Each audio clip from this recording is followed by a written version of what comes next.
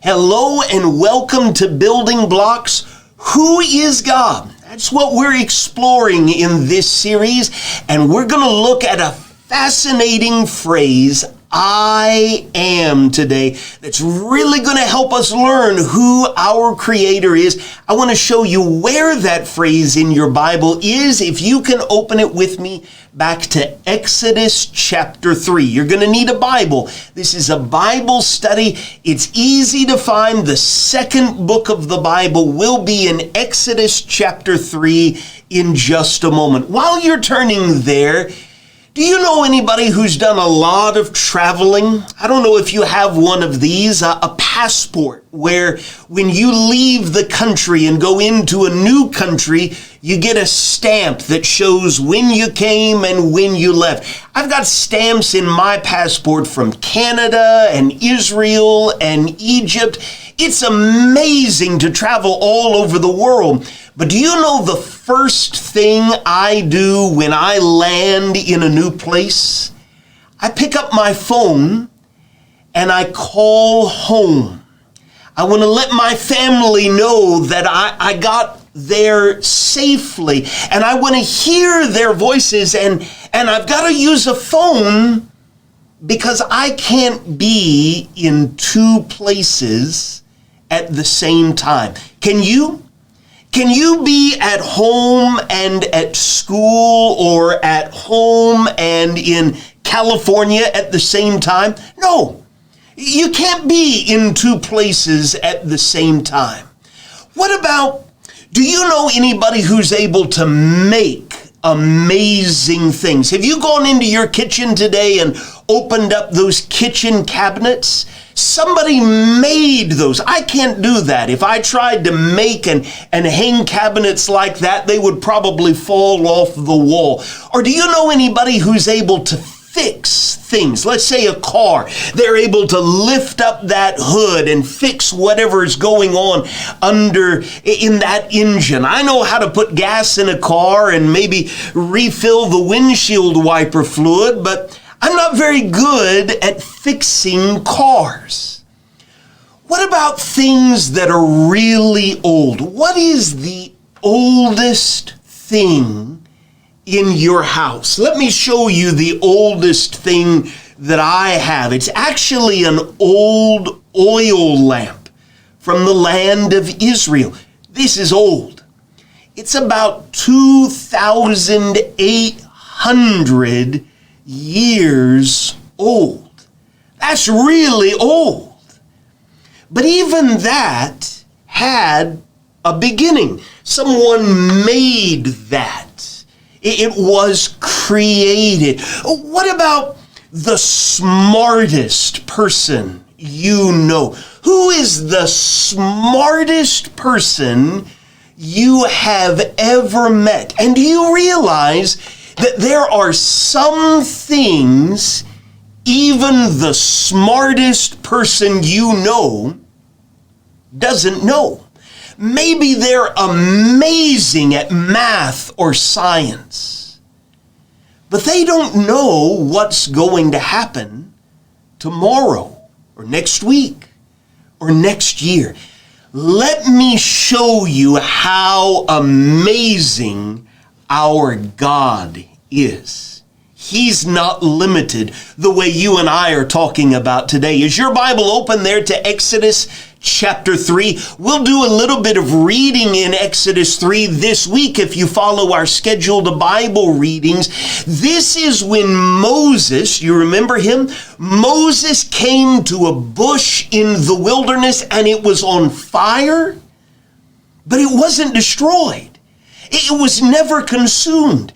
And in Exodus chapter 3, verse 6, there is a voice that comes from that bush. The voice says, I am the God of your father, the God of Abraham, the God of Isaac, and the God of Jacob. Now let's stop there for just a moment and realize that's amazing. Because Abraham had lived 600 years before Moses. Moses hears this and he hides his face. He's afraid to look at God. But even there, God is teaching him something. God has always been. In verse 7, the Lord said, I have surely seen the affliction of my people who are in Egypt and have heard their cry because of their taskmasters. Moses is talking to God about people who are 200 miles away. Can you see things that are happening 200 miles away from here? No, you can't. And I can't either.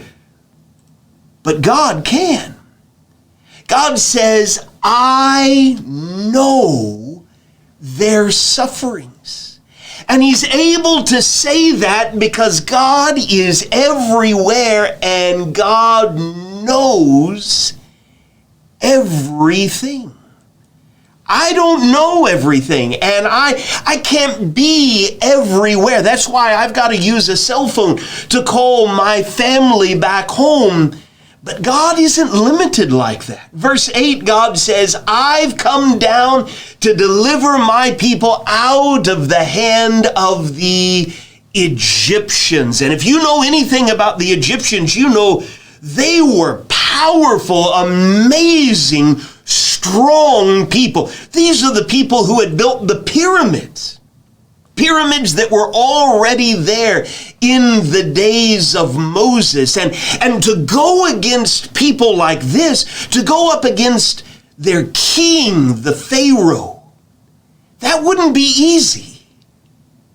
But it wasn't a challenge for God. Do you remember how, if you start reading in Exodus chapter 7, you read about those terrible plagues that God sent on the land of Egypt because Pharaoh wouldn't listen? He turned all of the water to blood, and he sent frogs to cover everything all over the land, and then gnats, little pesky gnats, and flies that were buzzing around all over the place, and the cattle in Egypt, he made them sick, and he put sores on the hands and skin of the people, and then giant hailstones fell out of the heavens, and locusts came and ate everything up, and then there was terrible darkness covering all of the land. Pharaoh didn't make those things happen, and Pharaoh couldn't stop them. We know who made those things happen. The God who was going to bring his children out of the land to a land that was good and broad, a land flowing with milk and honey. But how were they going to get there? There was a whole sea between Egypt and this promised land. That wasn't a challenge for God. He parted the waters of the Red Sea. Our God can do anything. Nothing is impossible for him.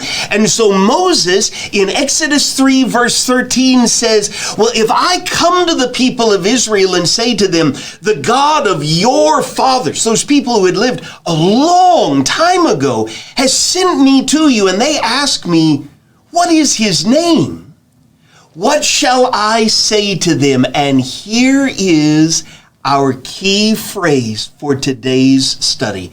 God said to Moses, I am who I am. And he said, say this to the people of Israel, I am has sent me to you. When we read that phrase, what we're learning is God has always been. The oldest thing in your house had a beginning, but not God. God is everywhere.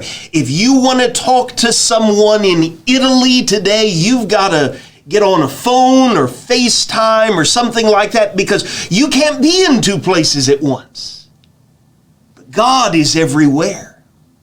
as smart as you get, as much school and training as you have, there are some things that you're never going to know, but God knows everything.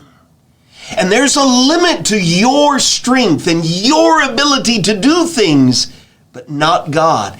God can do anything. Now, before we are done, would you find in your Bible Psalm 139? Let's make our way before we're done from Exodus to Psalm 139. Even if you've got to pause the video to make sure you're ready to start reading with me in verse 1, I want to use Psalm 139 to show you why these amazing attributes of God are good news for you this week. Start reading with me in Psalm 139, verse 1, and I want you to notice God knows everything, even about you. O Lord, you have searched me and known me. You know when I sit down and when I rise up. You discern my thoughts from afar. You search out my path and my lying down, and are acquainted with all my ways. Notice verse 4. Even before a word is on my tongue, even before you say something that comes out of your mouth, God knows. God knows everything. Skip down to verse 7. God is everywhere. Where shall I go from your spirit, or where shall I flee from your presence? If I ascend to heaven, you are there. If I make my bed in Sheol, where people go after they die, you are there. If I take the wings of the morning and dwell in the uttermost parts of the sea. Listen, from the tallest mountain to the depths of the ocean, God is there. Verse 11, if I say, surely the darkness shall cover me and the light about me be night. The darkness isn't dark to God. No, the night is as bright as the day. Darkness is as light to you. God is everywhere. And it is this God who created you. Do you remember that from last week? Look at Psalm 139, verse 13. You formed my inward parts. You knitted me together in my mother's womb. I praise you, for I am fearfully and wonderfully made. Wonderful are your works. My soul knows it very well. Now, let's pull it all together for the day. Our God is amazing. He's your creator. He is everywhere. He knows everything. Nothing is too challenging for him. Do you know what that means for us? It does not mean that, well, we've studied the Bible and now we're going to shut it and go and live in whatever way we want to live and not think about God until next Sunday. No. I want you to look with me at the very last line of Psalm 139. David says exactly what you and I ought to say today and this week. Lead me in the way everlasting. God has always been. He is everywhere. He knows everything. Nothing is impossible for God. Don't you see? He ought to be our leader, your leader, my leader this week. He is our creator. He is the I am. Let's listen to him this week. We've got basic Bible readings that help you learn how to do that. I'd encourage you to do that as families. Remember, there's a Just for Kids video with Ms. Debbie that revisits many of these things at the level of our youngest kids. Questions for family discussions, it's all right there in the Building Blocks package, freely available at charlestownroad.org/buildingblocks. We appreciate you building with us. I hope you have a great week. I'll see you next weekend.